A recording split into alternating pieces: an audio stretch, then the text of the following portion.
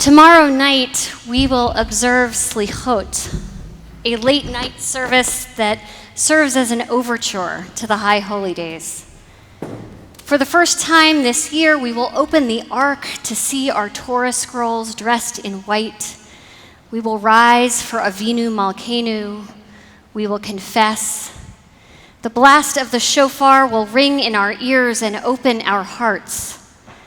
If we haven't felt the awe of this season sneaking up on us yet, the drama of this service grabs us by the lapels and calls us to attention. This mounting drama is echoed in this week's Torah portion, Ki Tavo. The Israelites are on the precipice of entering the Promised Land, a land that Moses knows he cannot enter. In a last-ditch effort to exert some control over the future of his people, Moses exhorts the Israelites to follow God's path, laying out the blessings that will follow if they do, and the many, many curses that will befall them if they do not. These curses are vivid and horrifying. We're not just talking the usual plagues and locusts. We're used to being threatened with plagues and locusts. We're talking about people resorting to eating their own children. And after all these nightmarish visions, Moses warns, "In the morning you shall say, if only it were evening, and in the evening you shall say, if only it were morning, because of what your heart shall dread and your eyes shall see."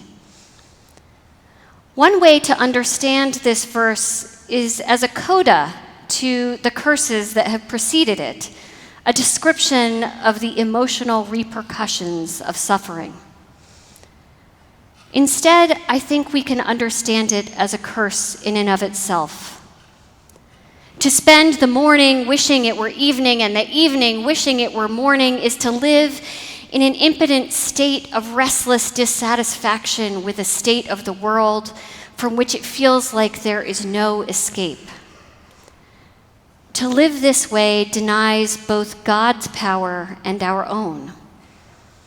Our Ma'ariv Aravim prayer, which we just prayed together, reminds us that God controls the cycles of day and night.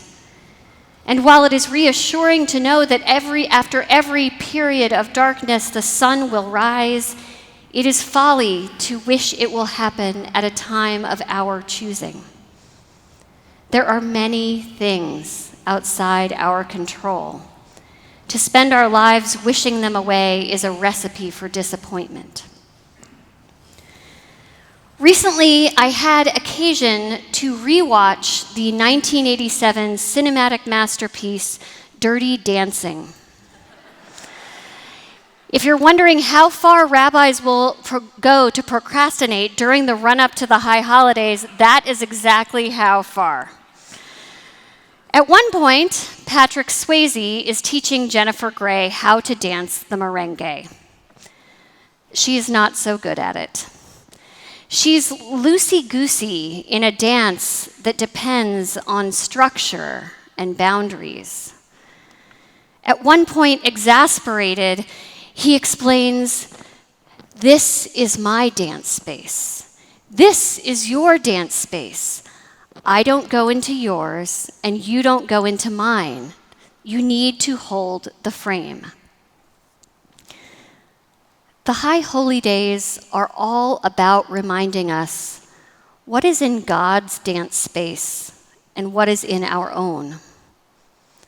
Who shall live and who shall die? God's dance space. Making amends, calling ourselves to account, caring for one another, that's in ours.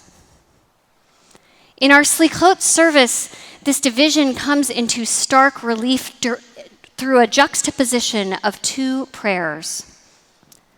The first, Ki hine kachomer, imagines us as clay in God's hands, ultimately vulnerable and at the mercy of the source of creation. In it, we relinquish our illusion of control and hand it back to God. And right after that, we move to our vidui, our communal confession, where we acknowledge how much of what plagues us is actually our own doing. That prayer reminds us we have the ability to change. It's when we forget one of these things, either our power or its limits, that we end up feeling cursed, living in a world where we are convinced that things would be different if only. If only it were morning or evening. If only we had different parents or a different body. If only we lived in a different country or had a different major in college or were a morning person or actually liked salad. Though dressed up as a wish, if only is the opposite of hope.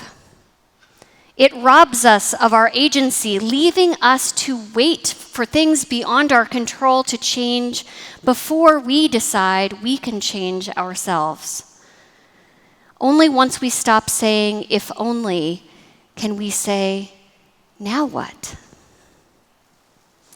Tomorrow night, we will hear the first strains of the harp and organ, inviting us to begin our yearly dance with God.